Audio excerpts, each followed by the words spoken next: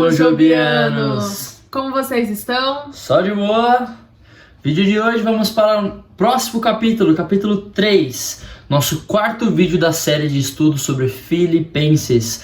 E a gente já vai para a ressalva, se você não assistiu ainda, volta lá no primeiro episódio, aprende o método direitinho e vem vendo os capítulos, primeiro, segundo e hoje o terceiro.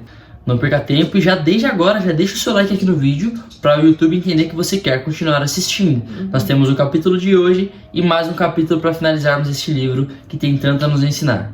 Beleza? Exatamente isso. Sem mais delongas, já vamos partir para a parte interpretativa.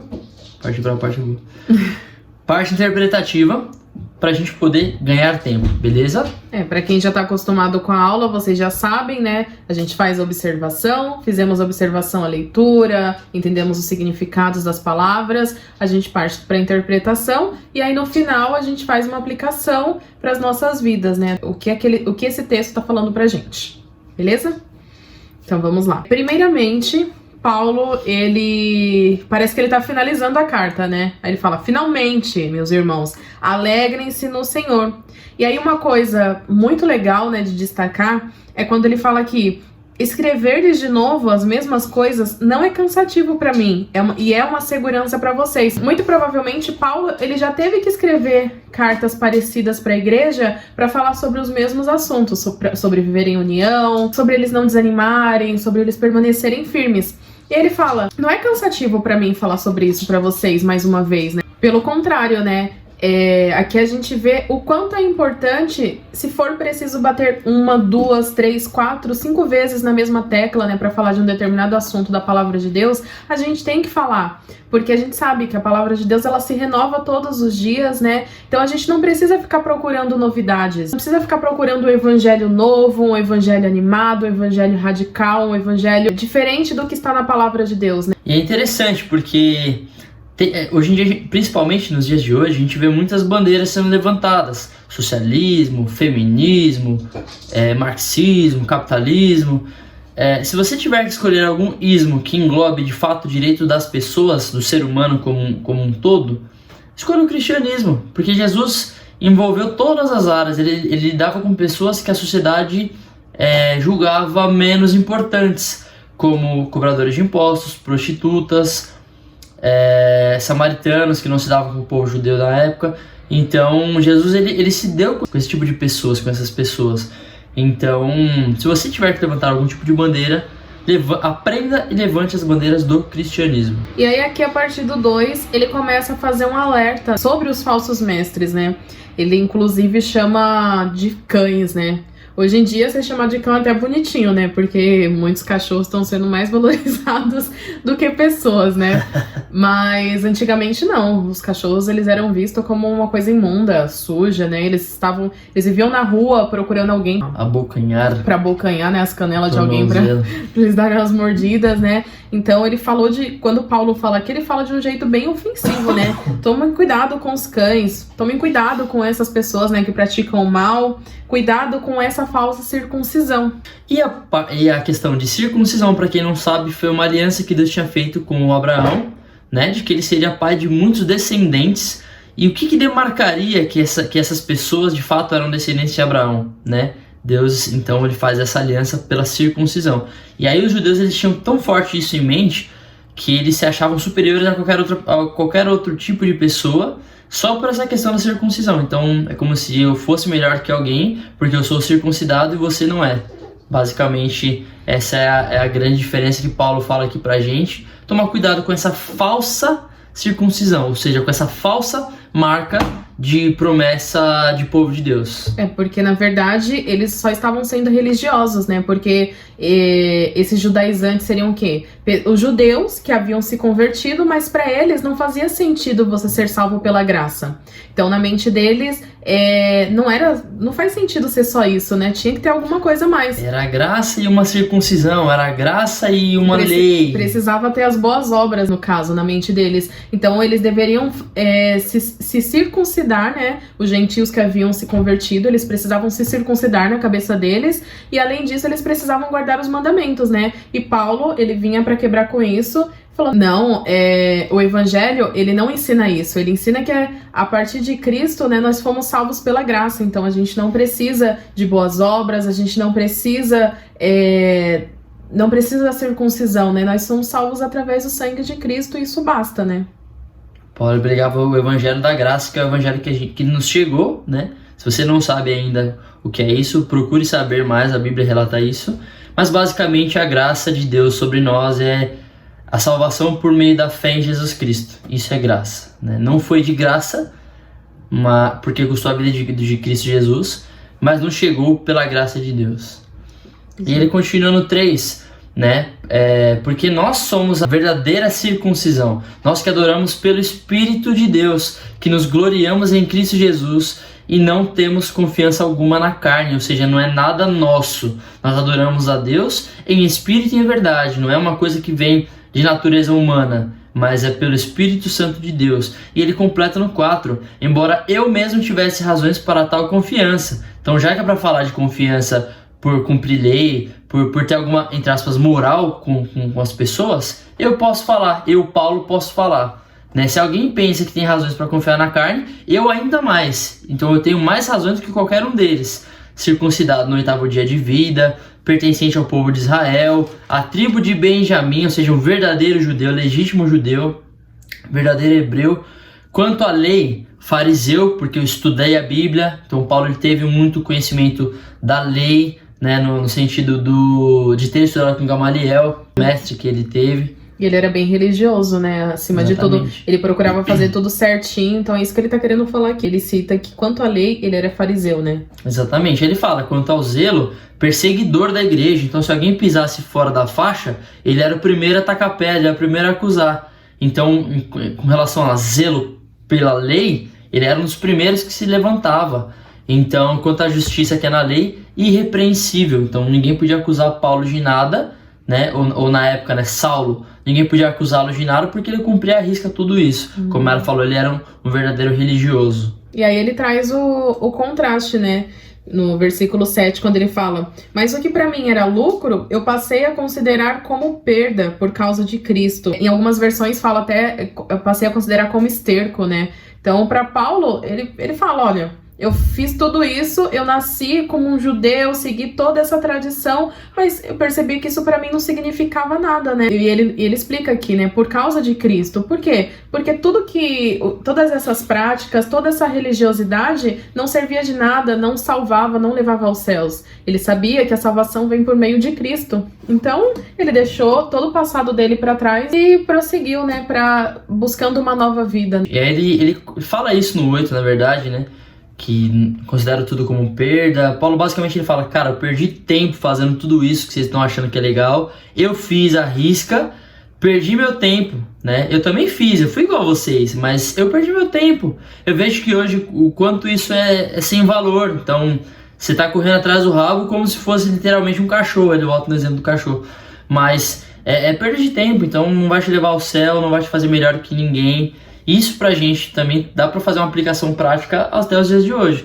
Não adianta nada você ir pra igreja, você cantar, você tocar, você ser até um pastor. Se o seu coração não estiver em Cristo Jesus, não tiver Deus como centro, se Deus não for o centro da sua vida, nada vai adiantar. É perda de tempo. Paulo tá falando isso pra gente. É tudo sobre Cristo, né? Nada é por conta de nós, porque nós somos bonzinhos, porque nós merecemos os céus, por conta das nossas boas ações, né? Pelo contrário, é porque ele é misericordioso, porque ele é gracioso. A gente sabe que a gente merecia o inferno, mas mesmo assim, Cristo morreu na cruz, né? Mesmo sabendo que a gente erraria, mesmo sabendo que a gente o decepcionaria, né? Ele veio, morreu por nós, e para nos trazer a salvação, né? Então, não fiquem acreditando a gente costuma comentar com a classe dos jovens, né? Não fiquem acreditando nesses coach gospel, falar que você é o centro, que você é muito importante, porque nós não somos nada, né? Cristo é tudo. Aí ele falou no 10, né? Quero conhecer a Cristo, o poder da sua ressurreição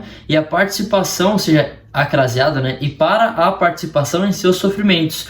É muito importante a gente fazer essa interpretação textual, porque esse acraseado faz uma grande diferença, né? Ele está falando assim, basicamente, quero poder conhecer a Cristo, ao poder da sua ressurreição, ou seja, aos méritos de Jesus, e para a participação minha em seus sofrimentos, que vai justamente como a Mayara acabou de colocar aqui pra gente. Não é você que é o centro, não é um evangelho que você vai ser próspero, que você vai ter um carro do ano, que você vai andar com as melhores roupas, sempre com as melhores companhias, viajando para os melhores lugares. Não que seja errado essas coisas, você pode buscar essas coisas, porém qual é a sua motivação para isso? Se questione sempre, porque quando Paulo fala aqui, ele cita um evangelho que entra totalmente ao contrário disso que a gente acabou de falar. É você padecer por Cristo, você tomar parte, ou seja, fazer parte, né? Se fazer participante nos seus sofrimentos, tornando-me como ele em sua morte. Ou seja, Paulo basicamente fala assim, olha, eu quero ser como Cristo, Jesus, que sofreu e padeceu inclusive, então eu quero ser participante juntamente com Cristo nesse período de sofrimento e dores, inclusive na sua morte. Basicamente é isso que Paulo fala, e ele fecha no 11, né? Para de alguma forma alcançar a ressurreição dentre os mortos. Ou seja, se existe um caminho, e a gente sabe que existe, o único caminho para a gente conseguir alcançar a ressurreição dentre os mortos, digo, a ressurreição para a vida eterna perto de Deus, é somente dessa forma. Se eu estiver próximo de Deus, né, através de Cristo Jesus, seguindo os seus passos, sofrendo aquilo que Deus, não digo as mesmas coisas exatamente, trazendo para o dia de hoje, mas padecendo aquilo que Deus permitir que a gente possa padecer. Basicamente isso. Qual que é a sua intenção? Qual que é o foco, então, para você fazer essas coisas? Para você ter o seu trabalho, ter dinheiro. A gente está sempre buscando dinheiro, quero dinheiro. Mas para que você quer dinheiro? Para alimentar o seu ego, para comprar coisas para você? Ou para você andar dia com as suas contas, de repente até ajudar outras pessoas? E aí a gente está falando de uma boa ação somente, né? Pura e simplesmente boa ação, porque no mundo tem muita gente que faz boas ações. Mas o foco do nosso dinheiro tem que ser, servir a Cristo. Não adianta só eu servir a Deus. O meu dinheiro tem que servir a Deus. O meu carro tem que servir a Deus. O meu celular tem que servir a Deus. Tudo que tem a ver comigo, com a minha vida, tem que servir a Deus. Tem que estar no serviço do Senhor. Quer comais, quer bebais, né? Fazer isso tudo para a glória de Deus. E aí aqui a partir do 12 ele começa a falar. Não que eu tenha obtido tudo isso, ou que eu já tenha sido aperfeiçoado, né? Mas eu prossigo para alcançá-lo, pois para isso também fui alcançado por Cristo, né? E aqui Paulo ele já mostra, a gente vê, se vocês procurarem ler as epístolas que foram escritas por Paulo, né? A história de Paulo, a gente vê o quanto ele batalhou, o quanto ele sofreu por amor a Cristo, né? E mesmo assim, para ele não era o suficiente, né? Para ele ainda não tinha atingido o alvo, ele ainda não tinha sido aperfeiçoado, né? Então ele fala que eu prossigo para alcançar, né, o meu objetivo, pois para isso também fui alcançado por Jesus Cristo, né? E aqui, quando ele fala eu prossigo, algumas pessoas elas até confundem achando que a salvação se perde. Mas aqui no caso, ele prossegue para ser aperfeiçoado, porque perfeitos nós só seremos naquele grande dia, né? No dia da glória. Aquilo que Paulo está desenhando aqui pra gente é o mesmo que ele fala da corrida. Aquilo que ele também disse em outros livros, em outras epístolas, outras cartas, a corrida da fé, né? A corrida que nos foi proposta tem muito mais a ver com o crescimento espiritual propriamente dito do que perda de salvação. A gente sabe que salvação não se perde. Salvação em Cristo Jesus. Cristo mesmo falou, aqueles que o Pai me der, ninguém pode tirar da minha mão. Isso tem a ver com salvação. Aqueles a quem Deus permitiu que eu ouvisse a palavra dele, que o Espírito Santo tocou, aquelas pessoas que aceitarem a Cristo como Senhor e Salvador de suas vidas, estão com ele e ninguém pode tirá-las da mão de Jesus. Ninguém pode fazer isso. Então, aquilo que Paulo está dizendo aqui tem muito mais a ver com o crescimento espiritual, com conhecer a Deus, avançar em conhecer a Deus. É basicamente isso. Não fiquem pensando vocês que, nossa, eu já servi muito a Deus, eu já canto no grupo de louvor, eu já faço isso, eu já faço aquilo e já é suficiente. Não, nada do que a gente faça vai ser suficiente, nada do que a gente faça vai pagar o sangue de Cristo que foi derramado por nós, né, na cruz do Calvário. E aí ele completa no 13, justamente esse pensamento. Ele fala, irmãos, não penso que eu mesmo já tenha alcançado, Mas uma coisa faço, esquecendo-me das coisas que ficaram para trás e avançando para as que estão adiante. De novo, ele cita, ele desenha, na verdade. Fala, meu amigo, não tá bom para você só falar, eu vou desenhar para você. Então deixe para trás o que já foi e olhe para frente, com os desafios que você ainda vai ter para estar perto de Deus, perto de Cristo, ser como Cristo. E ele fala no 14, prossigo para o alvo a fim de ganhar o prêmio do chamado celestial de Deus em Cristo Jesus. Esse chamado celestial é justamente o quê? A convocação que Deus faz a todo aquele que compreende a palavra de Deus, o Evangelho de Cristo. Se você um dia compreendeu, é pela graça de Deus que essa palavra chegou até você. Esse vídeo, por exemplo, se chegou até você, é graça de Deus. Nós estamos pregando a Bíblia aqui, então Deus está falando para você basicamente isso. É graça de Deus que a palavra chega para você. Então, é o chamado do Senhor. Deus está te chamando, se arrependa. Larga os seus erros, larga os seus pecados, deixa para trás o que ficou para trás. Larga a mão disso daí e foca. Vai, olha para Cristo e segue na caminhada espiritual.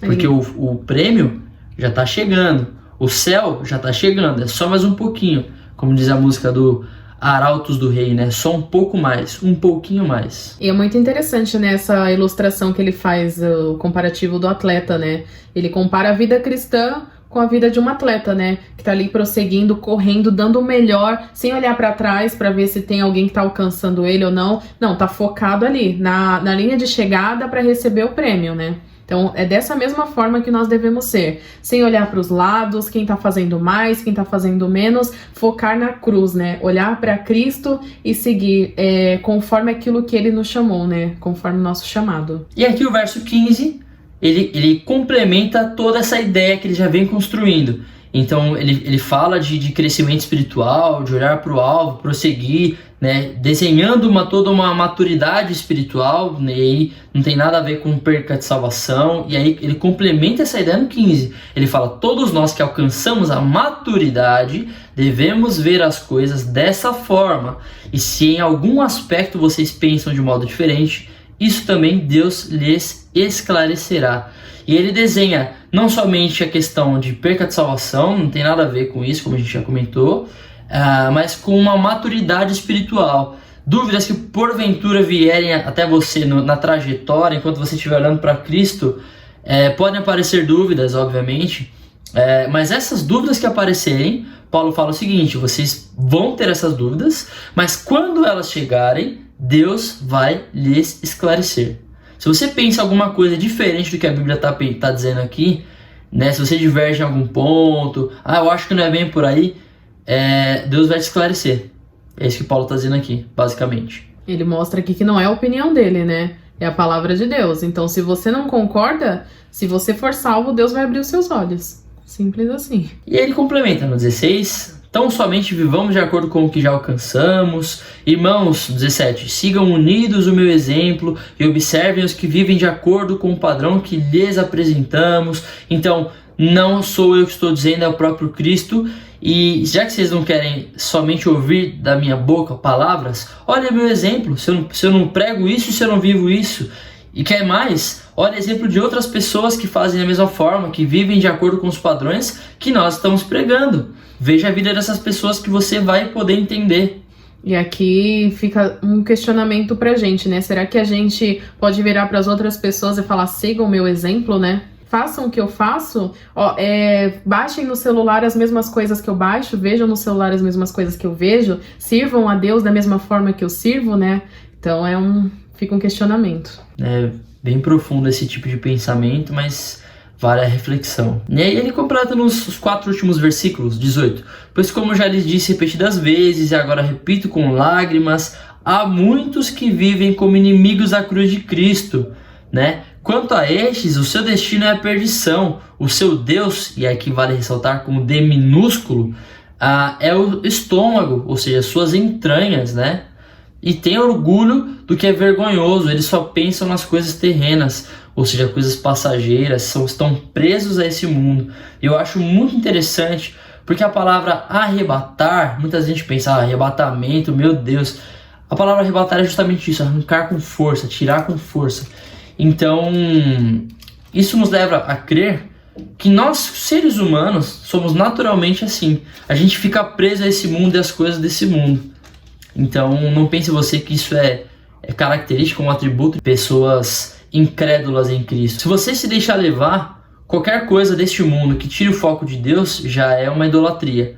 Então é por isso que a Bíblia diz que Deus vai nos arrebatar. A gente está tão preso a esse mundo muitas vezes, a gente para de olhar para Cristo para olhar para as outras coisas, e muitas vezes isso nos deixa presos, mas algemados a esse mundo. A gente não quer largar, a gente fala, Senhor, volta, mas volta só depois que eu casar, Senhor, por favor, que eu preciso casar. Ou então, Deus, volta, mas volta só depois que eu tiver um emprego legal, porque eu tenho 4 anos, né, Senhor, muito tempo, né, então deixa eu trabalhar um pouquinho, uns 3 aninhos, já tá legal. Mereço, né? Eu mereço, eu estudei muito. Então, basicamente é isso que o Paulo está dizendo. Então, em lágrimas ele fala isso. É triste, porque o descrente a gente até compreende, porque ele não tem o que esperar, ele não conhece Jesus, ele não conhece a palavra, então não tem o que esperar. Agora, um cristão fazer isso é muito triste, é lamentável, porque o dia de Cristo, Paulo mesmo fala isso, viva pensando nas coisas do alto. Então não se prenda a esse mundo, olha para Cristo, o foco é ali, ó. Já tá chegando, mas continua focado, continua na corrida, tá logo ali o alvo, já tá chegando. E vale ressaltar, né, que quando ele fala lá no versículo 19 que o destino deles é a perdição, não sei se vocês marcaram na observação isso como uma promessa, né, porque como a gente falou, a promessa pode ser uma coisa boa ou uma coisa ruim. E aqui a gente também pode fazer uma referência cruzada, por exemplo, com 2 Tessalonicenses 1:9. E aí Paulo ele fecha de uma forma assim espetacular esse capítulo, para complementar toda essa ideia que ele vem construindo, como a gente falou, né? A nossa cidadania, porém, está nos céus, de onde esperamos ansiosamente um Salvador, o Senhor Jesus Cristo, pelo poder que o capacita a colocar todas as coisas debaixo do seu domínio. Ele transformará os seus corpos humilhados para serem semelhantes ao corpo glorioso. Então Paulo basicamente fala o seguinte: você está nesse mundo, mas você não é daqui. A sua cidadania, sabe quando você vai viajar para algum país, quem já teve essa experiência, mas se você não viajou, você já viu o passaporte. Então, para você ir para os Estados Unidos, para a Europa, você tem que ter o passaporte carimbado, falando, olha, ó, atestando, eu vou para o país X, Y, e vou ficar tanto tempo lá, vou fazer turismo, vou ficar lá por intercâmbio, etc. Basicamente a mesma coisa. O cristão ele já tem passaporte carimbado para o céu. O cristão ele é selado com o Espírito Santo de Deus. A partir do momento que você se converte a Deus, e essa é uma certeza maravilhosa, por isso que eu falei que Paulo fecha esse capítulo de uma forma espetacular, é justamente isso. Olha esse versículo 20, a profundidade disso. Ele fala, você está preso a esse mundo, mas você não faz ideia de que você não devia estar preso a esse mundo, mas sim, principalmente com a certeza de que você já tem o passaporte, devia estar pensando nas coisas do alto. O céu de Deus, o céu onde Deus habita, primeiramente só é céu porque Deus está lá, e segundo, Deus ele fez coisas grandiosas e gloriosas que não desceu para o coração do homem. Então, ou seja, o que quer dizer isso quando a Bíblia diz isso? Que o homem não faz ideia do que está lá reservado para ele em Cristo Jesus, aos méritos de Jesus. São coisas maravilhosas, são ruas de ouro, é uma esperança eterna perto de Deus, sabe? Não vai ter dor, não vai ter sofrimento. Então, e outra coisa, né? Que ele fecha no 21, que os corpos serão transformados como um corpo glorioso, né? Eu não vou entrar em méritos escatológicos, porém, contudo, entretanto, é isso que nos está prometido em Cristo Jesus. Então, por que você se prende a essas coisas desse mundo que vai passar? E é tão nítido que vai passar, que ontem eu tinha 12 anos. Ontem, mas não tão ontem, assim, um pouco mais pra frente, eu tinha 18. Hoje eu tenho 25, amanhã eu tenho 32, e depois eu tenho 40, depois eu tenho 60. A vida passa. Ontem o que era legal, hoje já não é mais legal. E o que hoje é legal, amanhã já não vai ser mais legal. Então as coisas passam, tudo vai passar. A palavra de Deus, ela permanece. E é por isso que eu disse que Paulo ele fecha uma forma incrível. Porque ele está falando, se você já tem o passaporte garantido, selado pelo Espírito Santo para o melhor lugar, onde o homem nem faz ideia do que vai acontecer lá, né? Porque a Bíblia cita alguns spoilers, mas ela Deus ele fala mais sobre o inferno na palavra de Deus do que propriamente sobre o céu. Isso tem que falar alguma coisa pra gente. Se é um lugar tão maravilhoso, você tem essa certeza, você compreende principalmente, né? Se você compreende a salvação em Cristo Jesus, como é que você pode estar preso nesse mundo? Você já tá garantindo um passaporte. Foca no que realmente importa. Deixa de lado essas coisas que não importam tanto, porque o céu tá logo ali. A linha de chegada nessa grande corrida da fé tá logo ali. Então não se prenda a essas coisas desse mundo. Deus chamou a gente para coisas muito maiores do que essas. E aí nós concluímos a interpretação do capítulo 3. Espero que vocês tenham entendido, né? Como eu já falei em outros vídeos, dá pra gente extrair muito aprendizado, né, desses textos. São apenas 21 versículos, né? Mas quanto assunto, né? Quantas aplicações a gente pode fazer. Então não esqueçam, né, de anotar no caderninho de vocês, reflitam sobre a vida de vocês e anotem, né, o que essa passagem ela ensina sobre Deus. Ensina muita coisa, a gente sabe, né? O que ensina sobre nós e como nós devemos responder a isso, né? Então, que vocês sejam transformados através da palavra de Deus, né? Que vocês a leiam e que vocês tenham a compreensão do que Deus espera de cada um de nós, né? Então é isso. Deixa o like no vídeo, comente, compartilhe com outras pessoas para que mais pessoas possam aprender não somente o método indutivo, mas aprender mais sobre a Bíblia e sobre Deus. Vamos abençoar outras pessoas. Beleza? E não se esqueçam, Juntos somos com Job. Até a próxima. Gente.